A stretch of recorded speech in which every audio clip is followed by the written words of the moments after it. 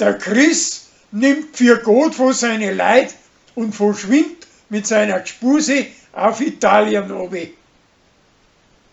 Josie, da fangen sie wieder und möchte auf der Polizeischule als Lehrerin die junge Schande ausbeuten.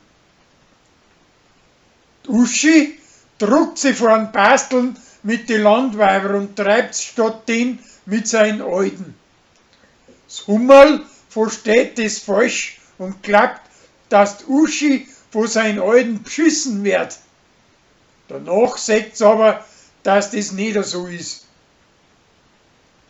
Dem preußischen Kölner wird das Bierbrauen zu viel und drum hört er auf damit und verkauft das Rezept von seinem Bier an eine Brauerei. Danach lernt er Italienisch mit dem Pfarrer zusammen, mit einem Buch und mit einer App auf dem Handy.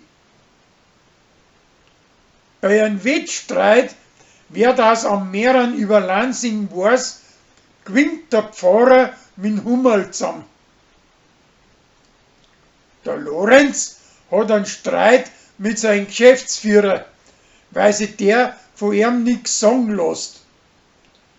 Schließlich sieht er aber ein, dass das so sein muss.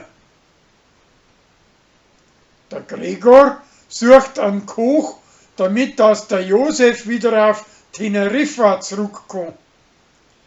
Der fragt schließlich einen Patrick, der wo gerade auf Besuch da ist, ob er wieder anpacken möchte.